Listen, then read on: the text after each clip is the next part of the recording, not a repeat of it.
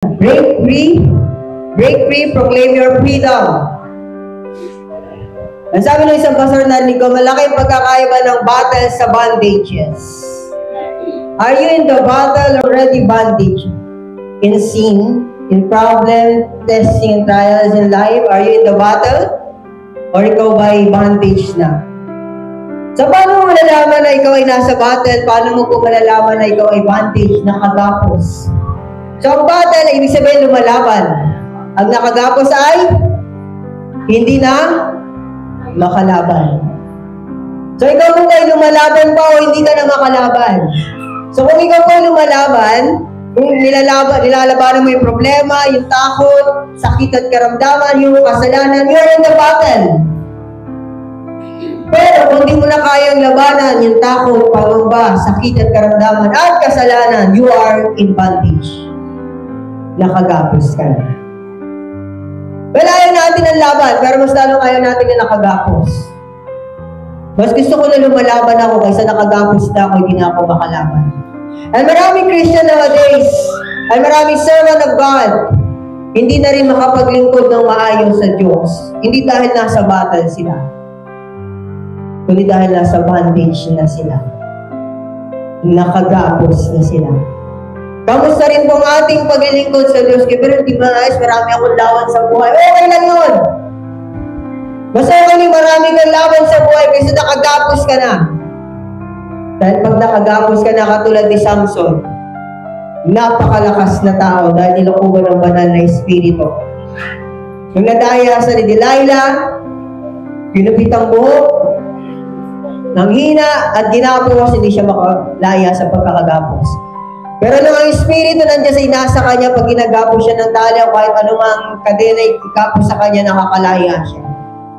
Bakit? Dahil hindi naman siya talaga nakagapos. Nasa battle lang siya.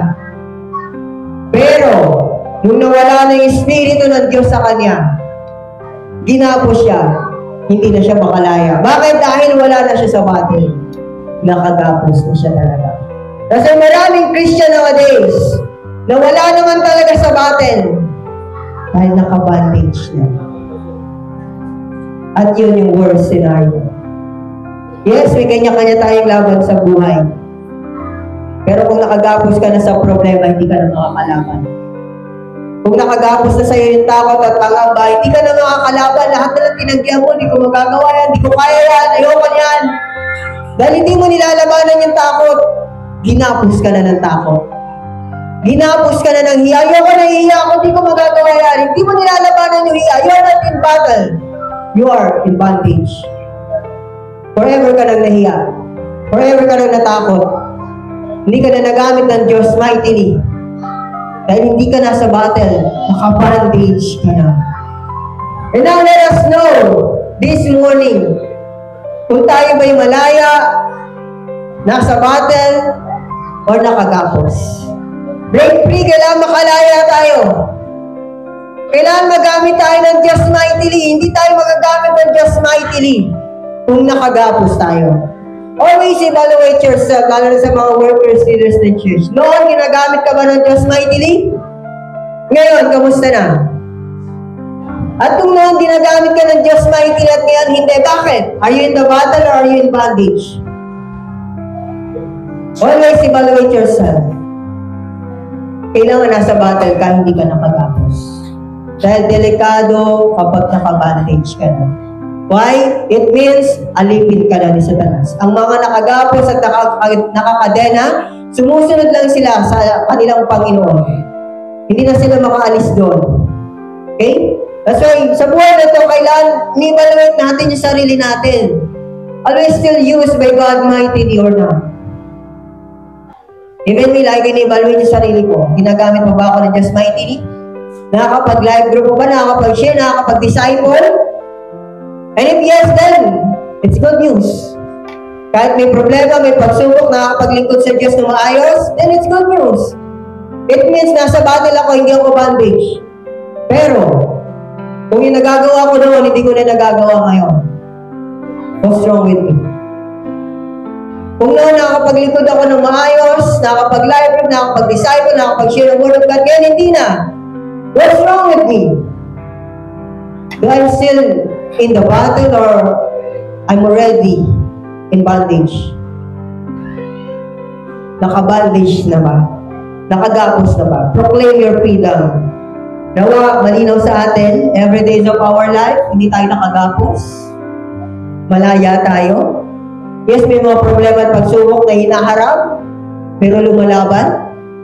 Hindi yung tinatapakan at dinudulugan ng problema. Isa nga sa declaration ko lagi, marami pa akong pagsubok at problema pababagsakin. Marami pang pagpapalang tatanggapin. Marami pang taong ilalapit sa harapan ng aking Diyos. Hindi ako ang pababagsakin at dudurugin ng problema. Ako ang dudurog ang pagpapabagsak sa problema. No, ganyan yung mindset natin, ganyan declaration natin. Always evaluate yourself. Kapag di nga tayo sarili natin, pag meron tayong di magandang nararamdaman, pansin kagad natin kasi hindi tayo makakilis ng maayos. Hindi makapag-desisyon ng maayos. Parang ayaw mong pumunta sa school, parang ayaw mong magtrabaho dahil hindi okay yung nararamdaman mo. Amen mo ba doon? Dahil sa hindi mo sa spiritual, bakit hindi ka makapaglingkod ng maayos? Bakit hindi mo na magawa ng maayos yung pinapagawa ng Diyos sa'yo? Baka meron ka ng spiritual sickness. Baka may sakit ka na sa spiritual.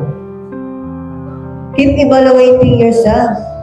Kailangan nakikita natin yung sarili natin, na-evaluate natin. Hindi lang, evaluate natin yung disciple natin, yung mga tao sa paligid natin, yung church natin. Bisan yung kapitbahay na lang lagi natin in-evaluate, kung saan na ba yung basura, nasa harapan pa kaya ng bahay nila, baka nasa harapan na namin. Evaluate yourself also. Hindi lahat ng namatay sa spiritual muling nabuhay. Hindi lahat ng nakagapos nakalaya. May iba so many years nakagapos na sila at di na nakalaya. Ganda sa Isaiah 61. Ang Espiritu ng Panginoong Yahweh sumasakin sapagkat ako'y kanyang hinira. Sinugo niya ako na kanyang hinira. Sinugo niya ako upang dalhin ang magandang balita sa mga inapi, upang pagalingin ang mga sugatang puso, upang ipahayag sa mga bihag sa mga bilanggo na sila'y lalayan. So sabi rito, ang Espiritu daw ng Diyos ay nasa kanya. Ano sabi diyan? Hiniran daw siya ng Diyos, sinugo niya ako upang dalhin ang magandang balita sa mga inaapi, upang pagalingin ang mga sugatang puso, upang ipahayag sa mga biyag at sa mga bilanggo na sila'y lalaya. So, ang nagsalita dito ay hindi bondage. Ang nagsalita dito ay tunay na malaya. Amen po ba doon? Nasabi diyan, dahil malaya siya, kaya niya mag-share ng salita ng Diyos. Kaya niyang ibahagi ang salita ng Diyos sa mga inaapi. Even when bago-bago pa lang siya nagsishare ng Word of God, isa sa kinakalaban ko yung iyak, yung takot. Kinalaban ko yun. At ngayon, malaya na ako. Salamat sa Espiritu ng Diyos na nagbibigay sa akin ng lakas na loob na mag-share ng Word of God. Ang sabi diyan, upang pagalingin ang mga sugatang puso, upang ipahayag sa bihag at sa mga bilanggo ng sila'y lalaya. So, paano natin mapapalaya yung nakagapos kung ikaw mismo nakagapos? Eh, paano yung kibirin sugatang puso? Pwede ba mag-share ng salita ng Diyos yung mga taong sugatan din ng puso? Yes.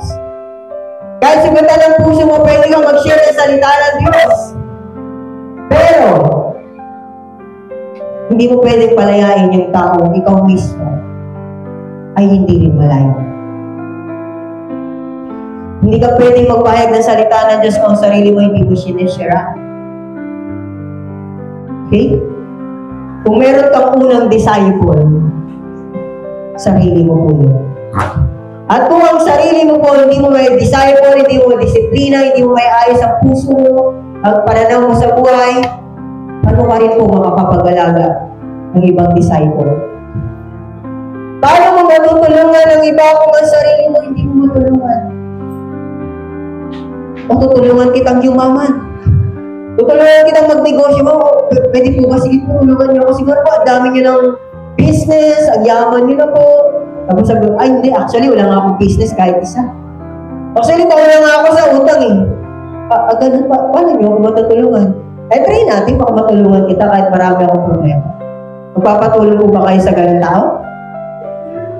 Sa taong bandage ng mga problema, bandage ng mga utang, kasi tutulungan kita, hindi nga, tutulungan mo ko. Paano mo ako matutulungan? Yung sarili mo, hindi mo matulungan. Alam niyo po kaya maraming tao na gusto natin ilapit sa Diyos, hindi natin mailapit. Sabi nung anak, ikaw muna. Ang layo mo sa akin, tapos gusto mong ilapit yung katabi mo sa akin. Ikaw nga ang layo mo. Ikaw muna, anak. Introduction, Jesus gained victory and freedom for you when He was raised from the dead. So yung victory, tinanggap ng ating Panginoon, simula nang muli siyang nabuhay mula sa mga patay. Freedom only comes when you choose to come to Christ for it. Yung kalayaan nag-uumpisa yan kapag pinili mo talagang mapalapit sa Diyos. And then if you are bondage in sin, then you are far away from God. Ang mga taong malayo sa Diyos, madali lang kay Satanas na igapo sila. Bakit na igapo si Samson? Dahil nag-depart na yung Holy Spirit sa kanya. For where the Spirit of the Lord is, there is freedom, the Bible says. Kung nasa ng Espiritu ng Diyos, nandun ang kalayaan. Isa sa sign na wala ng Espiritu ng Diyos sa iyo, wala ka na sa battle, nasa bondage ka na. Hindi ka na makalaya sa problema, pagsuri, sa kasalanan, because the Holy Spirit is already depart from you. And that is the worst scenario. Nagsabi ni David, cast me not away from thy presence, O Lord, and reiterate the Spirit within me. Nagsabi ni David, umungaya mo palayo ako sa presensya mo. And take not thy Holy Spirit from me. Nung nagkasala si King Saul, ayaw niyang mawala sa pagiging hari. At dahil doon, nawala sa pagiging hari. Pero nung nagkasala si David, ang ayaw niyang mawala yung Espiritu ng Diyos. Hindi niya sinabi kay Nathan, upong malis sa pagiging hari. Sabi niya sa Diyos, Lord, ayaw mawala ang Espiritu ng Diyos. And the moment ang Espiritu ng Diyos ay nawala sa isang tao, even yung calling niya, wala na rin. Kaya the worst scenario is yung nag-depart ang Holy Spirit sa isang tao. Kaya pag malayo na sa Espiritu ng Diyos, malayo ka na sa Panginoong Jesus, madali lang kay Satanas na igapos ka. At maraming tao at Kristiyano ngayon na they don't care kung kamusta na sila. Hindi nila ini-evaluate ang sarili nila. Basta mabubuhay ako, masaya, ginagagawa ko ang gusto ko, never ever dare to do that. Evaluate yourself. Lagi mong kamustahin ang sarili mo po. Even yung mga malulubang sakit at karamdaman, sabi ng mga doktor, ang katawan mo ay nagpapakita ng sign na hindi okay ang katawan mo. The problem is this: busy sa trabaho, busy sa mga bagay na walang kabuluhan, pagtingin nila sa katawan nila, malala na yung sakit. Hindi ini-evaluate pati ang kalusugan. Hindi ini-evaluate pati ang spiritual. Magugulat na lang isang Kristiyano ito, hindi na makapaglingkod ng maayos. It's time to proclaim your emancipation. Ang sabi dyan, so about kalayaan. Next slide. So it's time to proclaim your freedom. Kailangan na dideklar mo, malinaw sa'yo na malaya ka, hindi ka nakagapos. You have a bill of right given you by your Heavenly Father, His Son, Jesus Christ. Meron tayong karapatang maging malaya. Pero pag wala na yung right to be free, what's wrong? Again, ang Espiritu na Diyos hanggang nasa iyo, mananatili kang malaya. Hindi ka kayang igapos ni Satanas. Pero, pag wala ng Espiritu ng Diyos sa iyo, kahit i-declare mo pa that you are free, that you are free indeed, hindi ka magiging malaya. Okay? So we have the right to declare that you are free. Always evaluate yourself. Mahirap maging alipin ni Satanas. Mahirap maging nakagapos. Alam mo po sa kulungan ng mga Romano, Nakakulong ka na, nakagapos ka pa sa kadena. Di ba? Tindi. Sa kulungan ngayon, dito sa kulungan natin sa bansang Pilipinas, sa ibang kulungan, nakakulong lang. Pero noon, ang kulungan, meron pang kadena. Nung nakulong si Silas at si Pablo, nakakulong na, nakagapos pa. At ganyan din si Satanas. Ikukulong ka niya, igagapos ka pa niya. Para hindi ka makagalaw na nakaayon sa kalooban ng Diyos. John chapter 8:32, makikilala ninyo ang katotohanan at ang katotohanan na magpapalaya sa inyo. So, kailangan mong makilala ang katotohanan para mapalaya ka nito. Okay? And it talks about knowledge about the truth. So, ang problema natin sa malaking problema ng maraming tao is yung ang alam nilang totoo ay hindi pala totoo. Kasi nangaringan pala. At sa panahon natin ngayon, alam niyo po ba na isa sa ang mahirap? Ang hirap alamin ng katotohanan. Kaya nakakamangha yung katalinoan ni Solomon. Nasa harapan niya, dalawang ina, tapos isang bata. Sabi ng isang ina, akin yung anak na yan. Sabi ng isa sa akin yan. So, hindi, paano malalaman ni Solomon? Wala naman siya nung isinilang yung bata. Ay dahil may katalinoan mula sa Diyos, sige, hatiin ang bata. Ibigay yung kalahati ng katawan, ibigay sa isa, at ibigay sa isa yung kalahati. Ano sabi ng isa? Sige, hatiin sa gitna. Ano sabi ng isang ina? Hindi, huwag na lang po, ibigay niyo na lang sa kanya. Ano sabi ni Solomon? Ang tunay na ina ay hindi pa papayagang masaktan ng anak. Ibigay niya sa kanya. Siya yung tunay na ina. Without the wisdom that comes from above, hindi mo malalaman kung anong totoo. Sa loob ng tahanan, alam niyo po ba kung anong totoo? Sa loob ng church, alam niyo po ba kung anong totoo? Yung sinasabi mo ng kaibigan mo, sigurado kang totoo. Yung kinamento niya ba sa'yo na aping-api siya, sigurado ka bang aping-api siya? Sigurado kang biktima siya o nag-aanap siya ng biktima? You must know the truth. And if you know the truth, it will set you free. Sabi niyan, kayo'y tunay na lalaya kapag pinalaya kayo ng anak. So, hindi lang sapat na malaman mo yung totoo. Hindi mo alam na yung totoo, pero hindi niya kayang tanggapin yung totoo. Sabihin nga po natin, the truth hurts. Bakit yung iba hindi kayang tanggapin yung totoo? Dahil nasasaktan sila. At dahil ayaw nilang masaktan, ayaw nilang tanggapin yung totoo. At dahil yan, hindi sila makalaya. Church, hindi madaling tanggapin minsan ang totoo, ang katotohanan. Pero pag hindi mo tinanggap, hindi ka makakalaya. That's why meron pa verse 6. Meron mga tao talaga na hindi kayang tanggapin yung katotohanan, kaya sabi ni Jesus, kayo'y tunay na lalaya kapag pinalaya kayo ng anak. Yes, nalaman mo na yung totoo, pero di mo kayang tanggapin? Ay nasasaktan ka? Kailangan mo na sa Jesus. You need the freedom that comes from our Lord Jesus Christ. Minsan hindi sapat yung katotohanan dahil sobra ka nang nakagapos. And that's the problem. Ginapos ka na ng kasinungalingan, hindi ka na makalaya. Kaya kahit anong katotohanan na makita, mabasa, sabihin sa iyo, hindi ka makalaya. You need Jesus. Kailangan mo na po, Panginoong Jesus. Kailangan niya ng pakialaman ng buhay mo, pumasok sa buhay mo. Kailangan niya na pong tanggalin yung kadenang nakagapos sa iyo. At hanggat hindi niya ito nagagawa, hindi ka makakalaya, hindi ka makapaglingkod sa Diyos ng maayos. Hindi ka niya magagamit mightily. Kailanman walang ginamit ang Diyos mightily na nakagapos.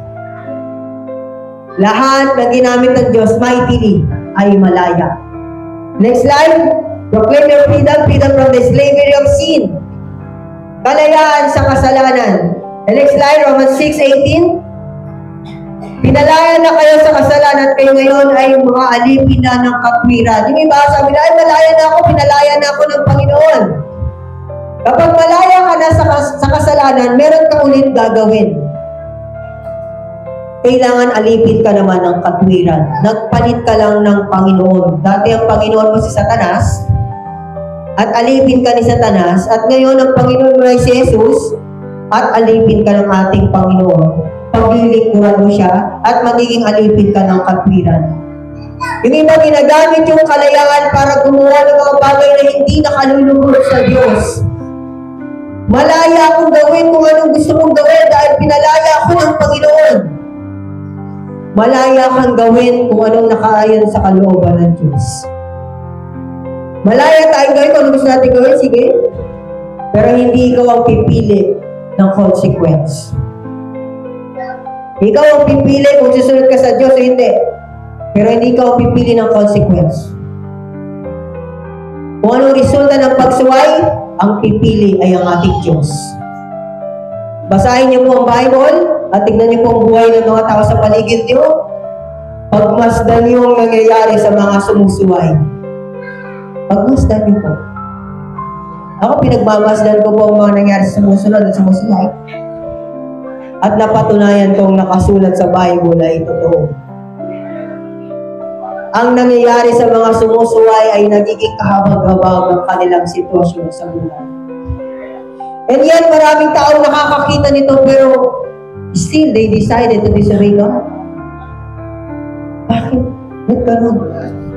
Nakita nila na, itong taong ito sumusuway kayo doon kasi ito ang nangyari. Paglimas ng panahon, ginagayan yung taong ito. Nakakalungkot, ano? Alam niyo po ba yun? Na kahit alam na nila yung mangyayari sa pagsuway, sumusuway pa rin sila.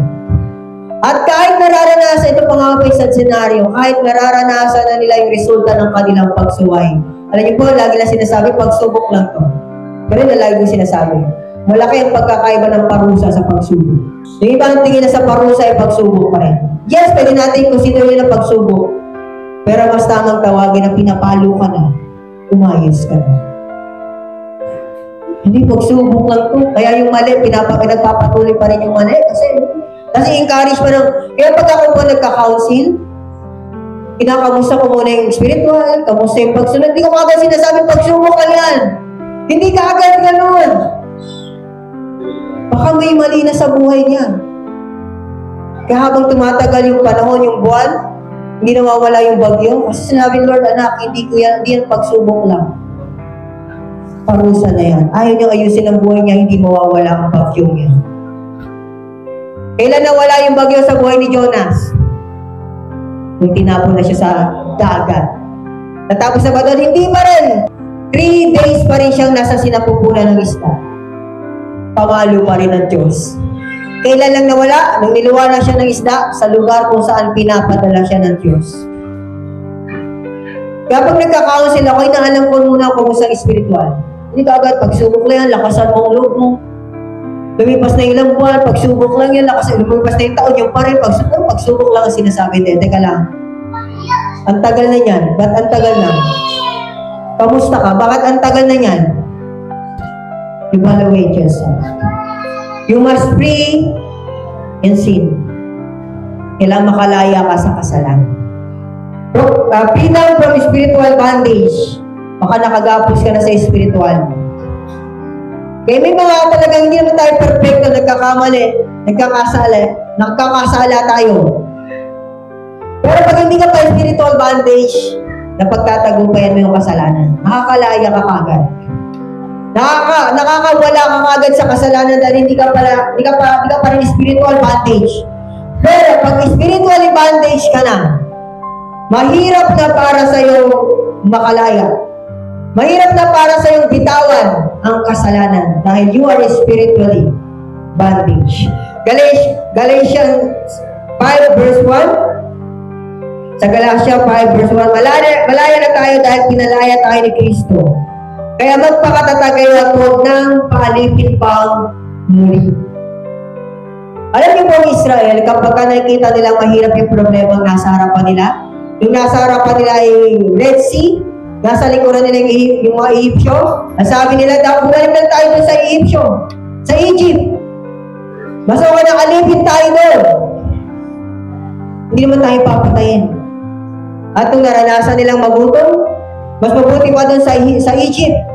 Masarap yung pagkain namin. Nakakain kami ng karne. Alam niyo yun? Kapag ang Israel nakakaranas ng matinding problema, gusto nila ulit maging alipin. Kapag ang Israelita nakakaranas ng matinding problema, gusto nila ulit maging alipin. Kaya sabi ng Bible, malaya na tayo, pinalaya na tayo ni Kristo, kaya magpakatatag kayo. Kaya alam niyo po isa sa mga taong nagiging alipin ulit ng kasalanan, yung hindi matatag.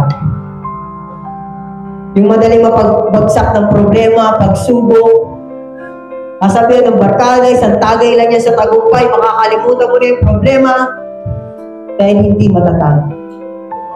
Sa buhay na ito, pag hindi po natin tinatagan, magigising ka lang isang araw, alipin ka ulit ni Satanas. Mabuti pa lang di pa ako born again Christian, lahat nagagawa ko. Masaya ako lagi akong tumatawa. Napupuntahan ko lahat ng lugar na gusto kong puntahan. Nagagawa ko lahat ng gusto kong gawin. Pwede ko sabihin lahat ng gusto kong sabihin. Buti pa lang hindi ako born again Christian. May born again Christian ako, kailangan ng ganito, kailangan ng ganyan, huwag yun, huwag yan. Kaya alam niyo po yun, kapag ang Kristiyano hindi matatag, madali lang bumagsak. Madali lang maging alipin ulit ni Satanas. Kung ikaw po'y pinalaya ng ating Panginoon, hindi lang pwedeng malaya ka, kailangan matatag ka. Dahil maglingkod ka man o hindi sa Diyos, may bagyo kang dadaanan, may problema at pagsubok kang dadaanan. Huwag lang pamalo, as much as possible. Kaya kailangan tatagan. Kailangan magpakalakas at magpakatatag. Kailangan sigurado ka na malaya ka, hindi ka nakagapos. Kailangan sigurado ka na nasa battle ka, hindi ka bandage. Kailangan sigurado ka na ang spiritual mo ay okay. And then, number 3, freedom from the power of Satan.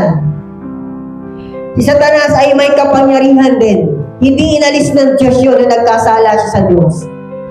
Kaya ang ginawa ni Satanas kay Job, sunod-sunod na problema ang pinadala niya. Si Job ay sumusunod sa kalooban ng Diyos. Kapag naglilingkod ka sa Diyos at kinalulugan ka ng Diyos, galit na galit naman sa iyo si Satanas. At mas mabuti ng kaaway ka ni Satanas kaysa kakampi ka ni Satanas. And yan, dahil ayaw sa'yo ni Satanas, galit na galit siya sa'yo, gagawa siya ng paraan para pabagsakin ka. At ang tanong dito, handa ka na ba sa battle?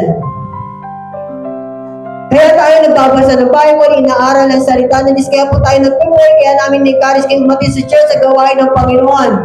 For you to prepare sa battle na naghihintay sa iyo. May battle na naghihintay sa atin, hindi puro hayay ang buhay. Sino dito po yung simula nang isinilang siya hanggang ngayon, hindi niya naranasang umiyak? Wala, lahat tayo naranasan natin luha. Sino dito yung simula yung sinilang hanggang ngayon, hindi naranasang masaktan? Lahat tayo naranasang masaktan.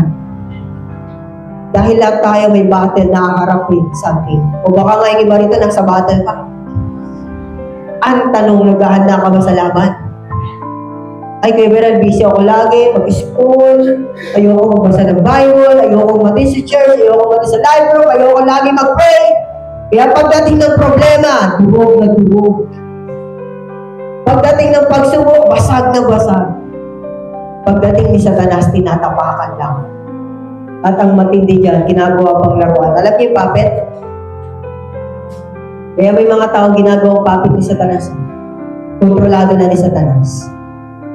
May kapangyarihan si Satanas. 2 Timothy 1:7, hindi espiritu ng kaduwagan ang ipinagkaloob sa inyo, kundi espiritu ng kapangyarihan, pag-ibig at pagpipigil sa sarili. Your enemy has power. Dapat ikaw din ay may kapangyarihan. Yung mga taong walang espiritu ng Diyos, ginagawa lang silang alipin ni Satanas. Ginagawa silang puppet. Sunod-sunuran kay Satanas. Kung ito yung gawin mo, kung gawin yan, kung gawin yung pinapagawa ng leader mo, isa ko dito, masaya to. Ay, pinapagawa ng leader mo, mabiburden ka na. Kung may problema ka na, may papagawa pa sa'yo ganyan. O ito, pag ginawa mo ito, masaya, happy-happy, hindi ka na-stress, hindi ka na-pressure. O tignan mo, pinapagawa sa'yo ng leader mo, ng workmates mo, nakaka-pressure, nakaka-stress. Actually, mas maganda nga na hindi ka na-pressure eh. Alam ko sa Bible, pag napus mo sila ng Holy Spirit, naglilingkod sa Diyos. kapag nape-pressure ka na sa paglilingkod kay Lord, mukhang may problema. Dapat hindi. Hindi ka dapat pinipressure. Hindi ka dapat pinipressure mag-share ng Word of God. Hindi ka dapat pinipressure mag-attend sa church. Hindi ka dapat pinipressure magbasa ng Bible. Kung puspos ka ng Holy Spirit. Pero pag hindi ka na puspos ng Espiritu ng Diyos, kailangan ka ng i-pressure. Kapag hindi ka umaten, hindi ka tatayo sa church. Kailangan pang i-pressure ng gano'n. Pag hindi ka nag-devotion, hindi ka pwedeng i-assign, kailangan talaga ng pressure o presence ni Lord. The problem is this. Pag wala ng presence, kailangan ng i-pressure. Pero alam niyo po yun, kahit ganun pa man, pinipressure ka sa maganda, kaysa naman ikaw na-pressure, ginagawa mo naman mali. Sa company, sino po rito nagtatrabaho? How many times na pinressure ka ng boss mo, ng manager mo? Ginagawa mo naman. Hindi ka sasahod pag hindi mo gano'n yung pinapagawa sa'yo, tama? Pero okay lang sa'yo i-pressure ka dahil may sasahurin ka. Pero alam niyo po yung pagdating sa spiritual, for me, okay lang na i-pressure. Aani naman ako na spiritual na buhay. Pressure ka umaten, okay lang. Kapag na-realize mo na tama pala yung pag-attend sa church, pag-isip mo, pag-mulat ng mata mo someday, nasa langit ka. Salamat na lang sa Lord. At salamat sa leader ko, pinressure ako umaten sa church. Kung hindi ako pinressure, baka nasa impyerno ako. Yung ibang nasa impyerno, sana tinanggap ko na yung pressure. Kahit pinipressure ako ng leader ko, sana okay lang kasi siguro wala ako sa impyerno ngayon, pero dahil pinipressure ako, hindi na ako atin. Ayun, nasa impyerno na. Pinipressure ako ng parents ko umatin sa church. Ayun, nasa impyerno na. Ayaw magpa-pressure. Sa company, sa trabaho na, even experience kayo pressure sa work. Okay na sa akin dahil sumasahod naman. Pinapasahod ako. May pressure as a leader. May pressure as a worker. May pressure as a Christian. Pero okay lang na ma-pressure ka kung papuntang langit yung pressure. Pero kung yung pinipressure ka na papuntang impyerno, pinipressure ka na kaibigan mo, kaibigan mo ba ako? Hindi mo yata ako kaibigan eh. Ayaw mong gawin yan. Kung kaibigan mo talaga ako, gawin mo yan. Sometimes yung kaibigan mo, pinipressure kang gawin yung bagay na mali. Pero ginagawa mo. Pero ginagawa ng taong ito. Pero yung pressure na mapapabuti ay always evaluate yourself. Kamusta ka na talaga? John 14:13, hindi na magtatagal ang pagtuturo ko sa inyo dahil dumarating ng pinuno ng mundo ito. Wala siyang kapangyarihan sa akin. Sabi ni Jesus, wala siyang kapangyarihan sa akin. Pero yung sunod na verse yan, pinahintulot niya. Dahil ang mission niya ay pako sa krus at muling mabuhay at maging tagapagligtas natin. Okay? So si Satanas ay may kapangyarihan. Pero kailangan mong makalaya doon. Pero for you to become free from the bondage of the enemy, you need the Holy Spirit. Kailangan mo po ang Espiritu ng Diyos. Number 4, for the last slide. Last point, not last slide. Freedom to serve and live for Christ. Kalayaang maglingkod sa Panginoon at kalayaang mabuhay para sa Panginoon. Bakit kayo meron bang hindi malaya? Kaya hindi makapaglingkod sa Diyos? Yes. May mga tao hindi makapaglingkod sa Diyos dahil hindi sila talagang malaya. Bakit hindi na nila nagagawa yung nagagawa nila noon? Dati nakakapag-pray ng matagal. Dati active sa church, active sa prayer meeting, sa live group. Dati nakakapag-disciple. Bakit hindi na ngayon? Dahil hindi nga sila malaya. Wala sila sa battle. Bondage sila. And that is the worst scenario. Yung bondage ka na. So you must experience freedom to serve and live for Christ. Kailangan malaya kang nakakapaglingkod. Malaya ka nagagamit ng Diyos. Malaya ka nakakapag-share ng Word of God. Dati kaba. Ngayon kaba na lang. Dati hiyang mag-share ng Word of God. Ngayon medyo nahihiya na lang. Yes, bisa mo makakaramdam ka ng kaba. Minsan makakaramdam ka ng hiya, pero yung hiyang, parang subsub ka sa lupa, para kang gagawa ng masama. Dapat habang nagtatagal, nagkakaroon ng improvement. Bakit kayo ba dahil hindi ka perfecto, pero malaya ka. Hindi ka na nga perfecto, nakagapos ka pa. And that's the worst scenario. Yes, nobody is perfect, but the Bible says, malaya ka kahit hindi ka perfecto. Dahil pinalaya ka ng Panginoon. Galatians 2:20, hindi na ako nabubuhay ngayon, kundi si Kristo na nabubuhay sa akin. At habang ako'y nabubuhay sa katawang lupa, mamumuhay ako sa pananalig sa anak ng Diyos na umibig sa akin at nagandong ng kanyang buhay para sa akin. Gusto ko yung English translation nito. I have been crucified with Christ. It's no longer I that live, but Christ that lives in me. Yung verse 19 nito, sabi rin doon, pinako na ako ni Kristo kasama sa krus. Kaya hindi na ako nabubuhay ngayon. Si Kristo na nabubuhay sa akin. Na-experience ko na rin kung sa buhay na ito na nasabi ko na kayo, Lord, hirap na ako, pagod na ako, naglilikod ako sa'yo, tapos ang dami ko mga problema, pagsubok. Then I thank God for one of His message to me na hindi ko rin makakalimutan. Nagsabi niya sa akin, diba, sabi sa Lucas 9:23, ang sino man na sumunod sa akin, pasanin ang kanyang krus, limutin ang kanyang sarili, pasanin ang kanyang krus at sumunod sa akin. Pero ang message na sa akin ng Lord doon, hanggang kailan mo papasanin ang krus? Kailan kayo papako sa krus? Isa sa dahilan kung bakit hirap na hirap sa paglilingkod ng isang Kristiyano, yung krus, pasan niya. Hindi siya naipako sa krus kasama ni Kristo. Then I realize, oh man, kaya tayo nahirapan minsan maglingkod sa Diyos dahil tayo pa rin ang nabubuhay. Gagawin ko kung anong gusto ko. Ito sabi ng Bible, okay, sige, sabi ng Bible yan, ito sabi ko, gagawin ko kung anong sinabi ko. Hanggat tayo ang nabubuhay at hindi si Kristo ang nabubuhay sa atin. Hanggat hindi tayo nakapako sa krus na kasama ni Kristo, mahirap para sa atin ang maglingkod. Then I realize, kailangan ko palang maging prinsipyo, yung prinsipyo ni Pablo sa Galatians 2:20. Hindi na dapat ako nabubuhay. At sa verse 19, napako ako sa krus na kasama ni Kristo. Nung nandito si Jesus sa lupa, sabi niya, pasanin niyo ang inyong krus. Nung dumating naman si Pablo, sabi na ni Pablo, ipinako na ako sa krus. Magkaiba. Then piliin niyo po yung kay Pablo. Yung kay Jesus, sinabi niya yan nung nandito siya sa lupa. Pasanin niyo yung krus. Nung napako na si Jesus sa krus, dumating na si Pablo, sabi naman ni Pablo, hindi ko napasan yung krus ko. Nakapako na ako. Di na ako nabubuhay. Si Kristo lang nabubuhay sa akin.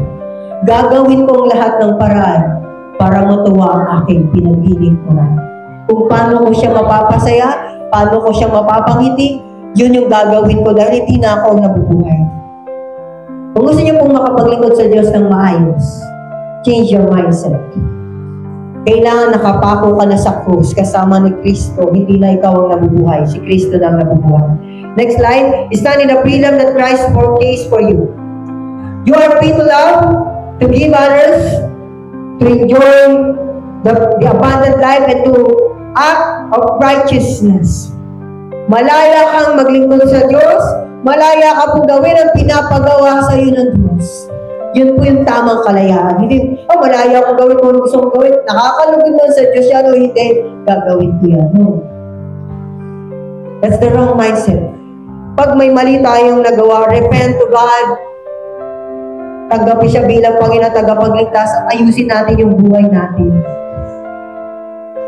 And for the last slide, sa Gawa 16:25, nabagating gabi na sina Pablo at Silas ay nanalangin at umawit ng mga himno at nakikinig naman ng ibang mga bilanggo. Walang ano ay lumindol ng malakas at nayanig pati ang mga pundasyon ng bilangguan. Biglang nabuksan ang mga pinto at nakalag ang mga tanikala ng lahat ng bilanggo. Ang mga lingkod ng Diyos na si Silas at si Pablo, naranasan nilang makulong at mabilanggo, pero literally, hindi spiritually. So, ano ginawa nila nung nakagapos sila? Ano ginawa nila nung nakakulong sila at nakagapos? Nanalangin at umawit sa Diyos, sumamba sa Diyos. Ano pong nangyari? Lumindol. Alam niyo po, noon ang lindol? Alam niyo po ba kung bakit nagkakaroon ng lindol noon? Dahil may umaawit, may nananalangin sa Diyos. Ngayon po, alam niyo po ba kung bakit nagkakaroon ng lindol? Ano pong sinasabi nila? Climate change. Pero pag binasa natin ang Bible, is it true climate change or people change? Nagbago ang tao habang tumatagal, lalong sinusuway ang Diyos. Alam niyo po sa Bible, kaya lumindol, may nanalangin at may sumamba sa Diyos. At anong naging resulta ng lindol? Mayroon bang tinabunan ng bato? Meron bang namatay? Hindi. Nung lumindol, meron lumaya. Nabuksan ang kulungan, natanggal ang tanikala. That's why ang isang Kristiyano na hindi gapos ng kasalanan, sakit at karamdaman, pero gapos ng pagmamahal ng Panginoon. Kung meron nakagapos sa'yo, dapat nakagapos sa'yo yung pagmamahal ng Diyos. Dapat puspos ka ng Espiritu ng Diyos. Sila Silas at Pablo naglilingkod sa Diyos pero naranasang makulong. I think wala pang naka-experience dito ng makulong. Or maybe may iba na. Alam niyo po ba yung pakiramdam na nasa kulungan? Hindi maganda. Hindi kaaya-aya. Pero kung itong nakakulong na ito, sasabihin mo, ay, sa linggo, malaya ka na. Ano kayong pakiramdam ng tao ito na alam niya na magiging malaya siya? Malamang tuwan-tuwa siya. And this is the good news this morning.